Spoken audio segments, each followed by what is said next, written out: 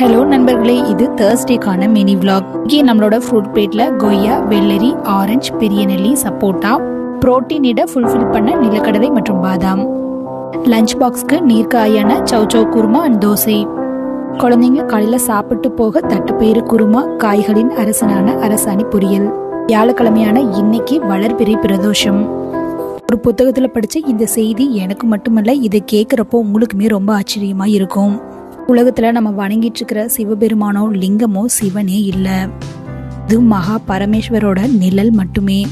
அவரோட உண்மையான தன்மையும் உண்மையான உருவத்தையும் புரிஞ்சிக்கக்கூடிய சக்தி இந்த உலகத்தில் யாருக்குமே இல்லை.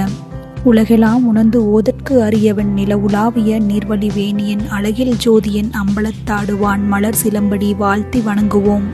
சிவபுராணத்தில் 2 வரிகள் அவன் அருளாலே அவன் தாள் வணங்கின்னு வரும்.